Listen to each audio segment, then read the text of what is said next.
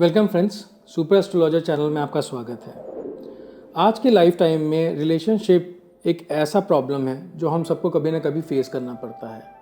कभी हमें अपना पार्टनर आज सही लगता है, कल सही नहीं लगता। कल उसकी बातें अच्छी लगती थी, आज अच्छी नहीं लगती। कभी कोई और ही अच्छा लगने लग जाता है। इस तरह की बहुत सारी कॉम्प्लेक्स प्रॉब्लम आजकल हमें देखने को मिलती हैं। इन्हीं प्रॉब्लम का एक एस्ट्रोलॉजिकल एस्पेक्ट से समझने के लिए आज हमने स्टूडियो में बुलाया है एक बहुत ही यंग और डायनेमिक एस्ट्रोलॉजर अमन जी को। अमन जी पिछले 12 साल से एस्ट्रोलॉजी से जुड़े हुए हैं और लव, रिलेशनशिप और मैरिज में स्पेशलाइज करते हैं। अमन जी, आपका स्वागत है। श्रीमन नारायण नारायण, बहुत बहुत धन्यवाद। आपके हिसाब से एक अच्छा रिलेशनशिप किसको कहा जाएगा? रिलेशनशिप की मैं बात करूँ तो सबसे पहले हमको समझना चाहिए कि रिलेशनशिप होता क्या है, इसका आधार क्या है, इसका बेस क्या है। तो प्रेम है। लव होता क्या है? लव का मतलब है कि किसी पुरुष या स्त्री के मध्य, दो व्यक्तियों के मध्य, उनके अंतर मन में जब किसी दूसरे पर्सन को लेके मोह या आकर्षण यानी अट्रैक्शन पैदा होता है, तो बेसिकली इसे ही हम लोग कहते हैं लव रिलेशन या प्रेम कहा जाता है। तो प्रेम ज्योतिष में अगर मैं इसे अटैच करूं तो आप देखेंगे कि ज्योतिष जो लग्न कुंडली होती है हमारी, जिसे कहते हैं 12 भाव हैं वैदिक ज्योतिष में, तो उसमें जो 5th हाउस होता है वो लव को, रिलेशन को इंडिकेट करता है। तो एक अच्छा रिलेशन कब हम कहेंगे, अगर ज्योतिष एस्पेक्ट से हम देख रहे हैं कि पंचमेश की स्थिति कुंडली में अच्छी है, क्योंकि पुरुष की कुंडली में जो प्रेम का कारक होता है वो होता है शुक्र यानी वीनस, और चंद्रमा से भी देखते हैं। उसी तरह से स्त्री कुंडली में प्रेम के लिए और प्लस पुरुष के लिए उसको कैसा जीवन साथी या कैसा पार्टनर मिल रहा है जिससे वह इंटरेक्ट कर रही है, तो हम ये देखेंगे कि गुरु की स्थिति क्या है, जुपिटर कहाँ बैठा है कुंडली में। तो इन दोनों को देख के हम कह सकते हैं कि उसका रिलेशनशिप अच्छा है। कहने का मतलब ये है कि हमारा माइंडसेट और उसका माइंडसेट इक्वल होना चाहिए। ये बेसिकली निर्भर भी करता है चंद्रमा पर, क्योंकि हमारी जो ज़ोडिक साइन है, जो हमारी जन्म राशि है, उसका निर्धारण हमेशा चंद्रमा से ही होता है कि किस राशि में, किस नक्षत्र में चंद्रमा स्थित है, वही जातक की, जातिका की जन्म राशि होती है। तो हम देख सकते हैं कि कंपैटिबिलिटी बैठ रही है, नहीं बैठ रही है, तो वो एक गुड रिलेशनशिप कहा जाता है। और रिलेशनशिप के भी 3 आयाम हैं जी, 3 होते हैं। कैसे? एक सत्व, एक रज, एक तम, यानी सात्विक रिलेशन, सात्विक प्रेम जिसे कह सकते हैं, एक राजसिक प्रेम कह सकते हैं, एक तामसिक प्रेम कह सकते हैं। अब इनको भी हम कैसे एलिब्रेट करेंगे कि 3 प्रेम कैसे हो गए। सात्विक प्रेम का मतलब है कि हमारे विचार, आपके विचार मिलते हैं, पार्टनर के विचार मिल रहे हैं और दोनों एक दूसरे को मोटिवेट कर रहे हैं कि दोनों एक दूसरे के लिए कैरियर में उपयोगी सिद्ध हो रहे हैं, धर्म के पथ पर भी चल रहे हैं और कहीं ना कहीं भोग की उतनी भावना नहीं है, आध्यात्मिक पथ पर चलते हुए उन्नति कर रहे हैं, एक दूसरे को समझ रहे हैं। ये हुआ सात्विक प्रेम। राजसिक प्रेम क्या होता है? राजसिक प्रेम में आप देखेंगे कि भोग की भी कहीं ना कहीं भावना है और प्रदर्शन की भी भावना है कि हमको थोड़ा शो ऑफ भी करना है, रिलेशन को भी लेके चलना है, दिखाना भी है। तो इसमें क्या होता है, कई बार भोग की भावना आती है, इसे राजसिक प्रेम कहा जाता है। और जो सबसे निकृष्ट कह सकते हैं स्तर का प्रेम है वो तामसिक प्रेम कहलाता है, जिसमें क्या होता है कि छल की स्थिति उत्पन्न होती है कि सामने वाला दूसरे पार्टनर को यूज़ करता है कि हम आपसे प्रेम कर रहे हैं, या वो फीलिंग नहीं होती जो सामने वाला आपको दे रहा है, वो अट्रैक्शन नहीं होता है। बहुत से लोगों का एक क्वेश्चन आता है कि ये जो हमारी फीलिंग किसी के लिए है, ये एक परमानेंट फीलिंग है या एक टेम्परेरी फेज़ है जो निकल जाएगा, या सिर्फ एक इन्फैचुएशन है, या रियल फीलिंग है? तो अगर ऐसा किसी को फील हो रहा है तो वो एस्ट्रोलॉजिकल हेल्प किस तरह से आप कर सकते हैं उसकी? जैसे कि मैंने भी आपको बताया कि स्त्री कुंडली में गुरु कारक हो गया और पुरुष की कुंडली में शुक्र कारक हो गया। ये डिपेंड करता है, दशाओं पर भी डिपेंड कर रहा है कि आपका जब फर्स्ट इंटरेक्शन हुआ, आप किसी से पहली बार जब मिले, तो क्या उस दिन कौन सा नक्षत्र था। क्योंकि मैंने आपसे कहा बेसिक नॉलेज हर किसी को होनी चाहिए नक्षत्रों की।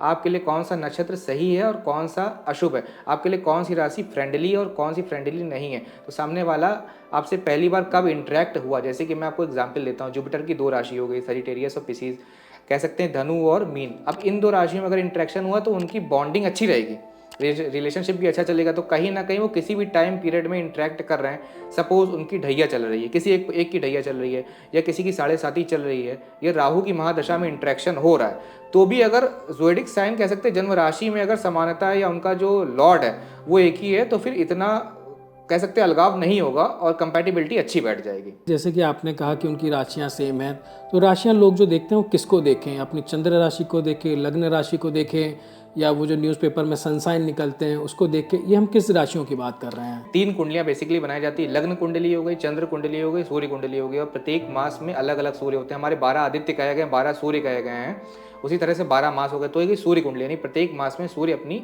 राशि परिवर्तित कर देता है। चंद्रमा क्या होता है, लगभग 2.5 दिन में अपनी राशि परिवर्तित कर देता है। और लग्न कुंडली क्या होता है, लगभग 2 घंटे की एक लग्न कुंडली बनती है। तो लग्नें भी हमारी 12 हैं, राशियां भी हमारी 12 ही हैं। अब जैसा कि आपने कहा कि राशि का क्या इम्पैक्ट पड़ता है, तो इस पे इम्पैक्ट पड़ता है लग्न और राशि दोनों का, लेकिन राशि का ज़्यादा प्रभाव है। कि आप पहली बार किसी से इंटरेक्ट हो रहे हैं तो आप उसके फिजिक को देख के, उसकी पर्सनैलिटी को देख के, उसके नेचर को देख के, उसके बिहेवियर को देख के इंटरेक्ट हो गए, आपने देखा, तो ये डिपेंड करता है लग्न पर। लेकिन जब आप उससे इंटरेक्ट हुए, जब आपका टाइम पीरियड आगे चलने लगा, तब आपको ये पता चलेगा कि नहीं, यहाँ पर तो उसका बिहेवियर अलग था। तो यहाँ पर काम करता है हमारी चंद्र राशि। चंद्र राशि का महत्व होता है, अपने कहा जाता है चंद्रमा मनसो जाता, इसका मतलब है चंद्रमा मन का कारक है। तो उसके मन के विचार आपसे मिल रहे हैं, नहीं मिल रहे हैं, तो ये डिपेंड करता है चंद्र राशि पर। जैसे कि अब किसी के पार्टनर्स हैं, उसमें लोगों की कंप्लेन आती है कि रिलेशनशिप तो हमारा शुरू हो गया पर हमारे पार्टनर बहुत ही डोमिनेटिंग है, बहुत ही एग्रेसिव है, हर चीज़ अपने हिसाब से करना चाहते हैं। तो ये किन कारणों से होता है और ये कैसे आप लोग देखते हैं? हमारे जो सोलर सिस्टम में जो प्लैनेट है, 7 मेन प्लैनेट्स कहे गए हैं और 2 हमारे शेडो प्लैनेट है, यानी 2 छाया ग्रह हैं, राहु केतु, जिनकी इमेज बनती है।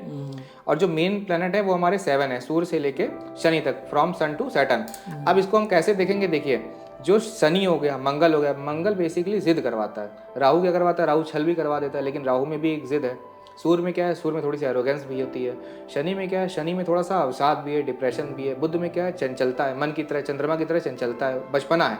इस तरह से हम देख, शुक्र में आकर्षण है, गुरु में क्या है, गंभीरता है, ज्ञान की गंभीरता है। ये ग्रह हो गए, इनका बेसिक नेचर मैंने आपको बताया जी। तो हम ये देख सकते हैं कि कौन डोमिनेट कर रहा है। अब 2 अलग अगर ग्रह इंटरेक्ट हो गए एक दूसरे से, सपोज बुध हो गया शनि से, तो ये इंटरेक्शन जैसे कुंभ का हो गया मिथुन या बुध से, एक में चंचलता है, एक में बिल्कुल गंभीरता है। एक में क्या है कि चंचलता है, एक क्या है कि अपनी गंभीरता और नैतिकता से कार्य कर रहा है, तो क्या होगा, इंटरेक्शन यहाँ पे अलग हो गया। लेकिन अब उसी तरह से देखते हैं कि अगर शुक्र हो गया, एक में क्या आकर्षण है और एक में तेज है, मंगल है, तो मंगल और शुक्र में आकर्षण बन जाएगा। ये प्रेम संबंध काफ़ी अच्छा होगा। जैसे कि एक ज्योतिष में युति भी मानी जाती है, प्रेम युति कहते हैं, मंगल शुक्र कहीं ना कहीं साथ में बैठ गए, राशि परिवर्तन हो गया, नक्षत्र परिवर्तन हो गया, तो ये युति भी प्रेम के लिए काफ़ी आकर्षक मानी गई है। तो ये ग्रहों पर निर्भर करता है, राशियों पर निर्भर करता है कि कौन डोमिनेटिंग होगा।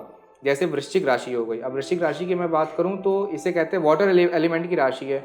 ये लोग इमोशनल भी होते हैं और इसमें एक नक्षत्र पड़ता है ज्येष्ठा, जो कि गंड मूल नक्षत्र कहलाता है। तो अब ज्येष्ठा का मतलब हो गया अहम ज्येष्ठा अहम श्रेष्ठा, ये भाव आ गया कि मैं ही ज्येष्ठ हूँ, मैं ही श्रेष्ठ हूँ, चाहे जैसा हो। मतलब अगर उसके असेंडेंट में नक्षत्र पड़ रहा है, राशि पड़ रही है, वृश्चिक लगन है या फिर वृश्चिक राशि है, तो बेसिकली डोमिनेट कर गया वो सामने वाले को, वो डोमिनेट करेगा, वो चाहेगा कि मेरी बात ज़्यादातर मानी जाए।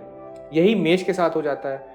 यही आप देखेंगे 2-3 राशियाँ, जैसे लियो भी ये चाहेगा, क्योंकि लियो में कमांडिंग नेचर होता है, वो भी डोमिनेट करता है, डोमिनेट होता नहीं जल्दी जल्दी। तो फायर साइंस हो गए, बेसिकली ये कर देते डोमिनेट। अगर सजिटेरियस कभी कभी हो सकता है कंपेल्ड हो जाए, लेकिन इतना नहीं होता है। तो ये सारे नेचर्स हैं, आप देखते हैं कौन डोमिनेट कर रहा है, कौन डोमिनेट हो रहा है। अब ऐसे कहेंगे कैप्रिकॉर्न भी डोमिनेट करता है, लेकिन डोमिनेट होता नहीं जल्दी जल्दी।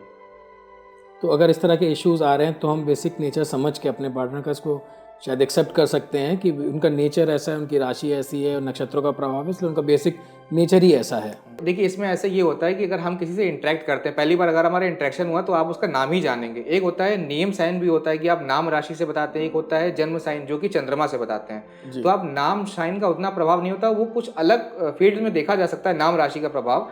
लेकिन आपको किसी से अपनी कंपैटिबिलिटी मिलानी है, गुण मिलाने हैं, आगे आप उनके साथ रिलेशन चलेगा नहीं, रिलेशन नेक्स्ट स्टेज पे जाएगा नहीं, यानी वो मैरिज में कन्वर्ट हो रहा है या नहीं हो रहा है, तो ये चीज़ चंद्र राशि से देखनी पड़ेगी आपको। ये नाम राशि का प्रभाव नहीं पड़ता। तो आप पहले इंटरेक्शन में किसी से उसकी राशि तो पूछ नहीं सकते, जनरल में जान नहीं सकते हैं, तो आपको इंटरेक्ट करना पड़ेगा। जब आप इंटरेक्ट करेंगे, बातें खुलेंगी, तब वो आपको बताएगा कि ये मेरी बर्थ साइन है।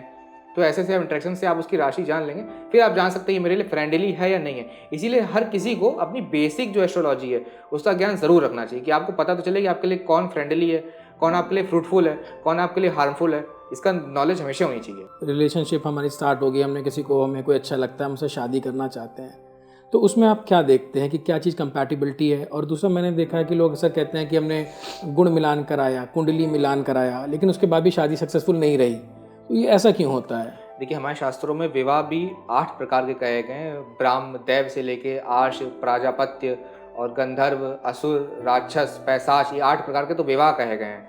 और इसमें भी जो अब गुण मिलान की बात करते हैं, तो गुण भी 36 गुण हमारे मिलाए जाते हैं, जिसमें से वर्ण, वश्य, तारा, इस तरह से लेके नाड़ी तक का पूरा क्रम होता है। बकुट, नाड़ी इत्यादि पूरा क्रम होता है। 1 अंक से लेके 8 अंक तक पूरे दिए जाते हैं। इनका सम्मिलन यानी ऐड करेंगे तो 36 गुण बनते हैं। कई बार ऐसी कंडीशंस आती हैं कि लोग ये कहते हैं कि आपने 36 गुण में 35 गुण मिल गए, 30 गुण मिल गए, 28 गुण मिल गए, फिर भी शादी हमारी नहीं चली या मैरिज इशू आ रहा है। दूसरा क्या होता है कि अगर कई बार कम गुण मिलते हैं, बेसिकली क्या होता है कि 18 गुण मिल रहे हैं या उनसे ज़्यादा मिलते हैं, तभी शादी के लिए प्रेफर करा जाता है कि आप शादी करिए। क्योंकि आजकल बहुत सारे ऐसे ऐप्स हैं कि आप देख सकते हैं कि कितने गुण मिल रहे हैं।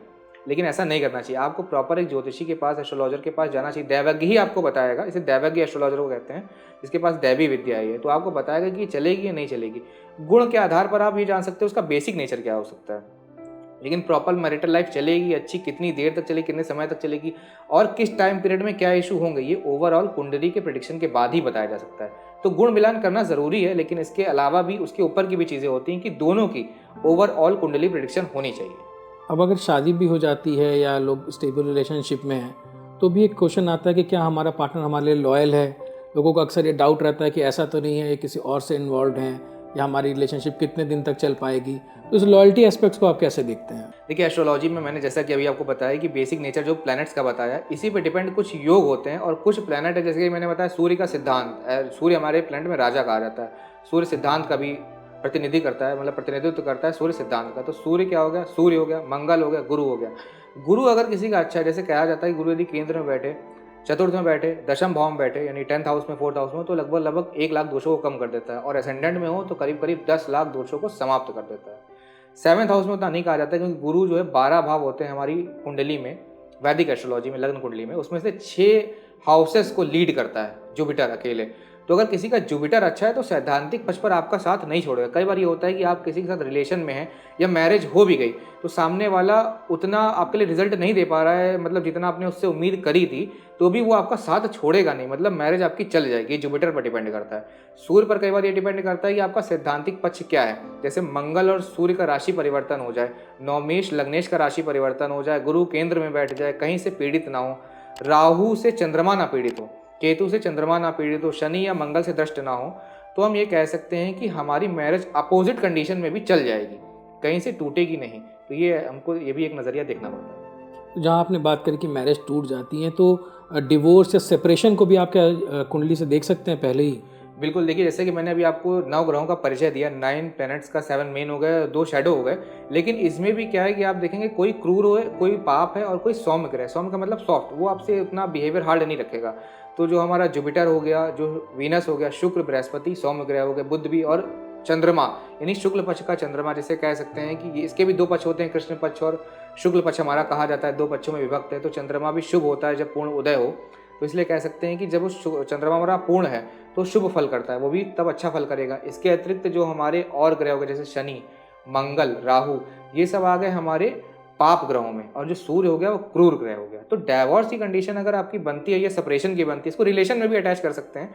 किसी का रिलेशन हो रहा है तो अगर ये ग्रह करवा रहे हैं, यानी क्रूर ग्रह करवा रहा है या पाप ग्रह करवा रहा है, तब क्या होगा, अटैचमेंट तो बहुत होगा, लेकिन क्या होगा, एक टाइम के बाद आप उनसे बोर हो गए, कहीं ना कहीं आप दूर हटने लगोगे, तो वो खटास आ जाती है, कह सकते हैं कि वो सेपरेशन होने लगेगा। तो एक क्रूर ग्रह करवाता है। अगर ज्योतिष विद्या के माध्यम से मैं आपको बताऊं, कुंडली के माध्यम से तो सप्तमेश अगर पीड़ित हो रहा है, यानी सप्तमेश 7th में जा रहा है, 7th में ही बैठा हुआ है और 8th में जा रहा है या 6th में जा रहा है या 12th में जा रहा है, कहीं से भी चंद्र कुंडली से भी देखते हैं, या फिर गंडमूल नक्षत्र जो होते हैं हमारे बुध के और केतु के, क्योंकि प्रत्येक ग्रह की राशियां तो सारी नहीं होती राहु केतु की, लेकिन राहु केतु के नक्षत्र जरूर होते हैं, 27 नक्षत्रों में विभक्त है। तो आप ये कह सकते हैं कि यदि राहु का नक्षत्र पड़ रहा है या केतु का नक्षत्र है, बुध का नक्षत्र है, ऐसी राशियां पड़ रही हैं, जैसे वृश्चिक राशि हो गई, वृषभ राशि के 15 अंश के अंदर पड़ गया, या मेष राशि में 15 अंश के बाद पड़ गया, ऐसे बहुत सारी राशियां हैं। मीन राशि भी अगर 7th हाउस में पड़ गई कई बार, या कर्क राशि पड़ गई, तो कह सकते हैं सेपरेशन के योग बन जाते हैं। शनि ने देख लिया, इसमें भी मांगलिक योग का भी इफेक्ट होता है। जैसे मांगलिक योग मैं बता देता हूँ कैसे बनता है जी।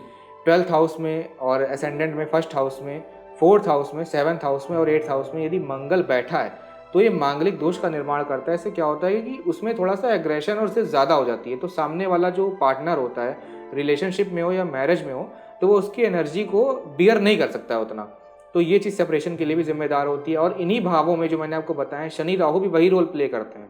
तो देख सकते हैं कि रिलेशन क्यों नहीं चल रहा है और मैरिज हमारी क्यों नहीं चल रही। शुक्र अगर पीड़ित हो जाए सपोज, क्योंकि शुक्र हमारा दाम्पत्य सुख का कारक है, गुरु पीड़ित हो जाए, गुरु राहु के साथ बैठ जाए, केतु के साथ बैठ जाए, या शुक्र के साथ यही कंडीशन हो जाए, तब दिक्कत आती है कहीं ना कहीं। लेकिन अगर शुक्र को बल मिल जाए, शुक्र को गुरु देख ले, या फिर मंगल शुक्र की युति हो या राशि परिवर्तन हो जाए, तो वही दाम्पत्य जीवन बहुत अच्छा चल जाता है।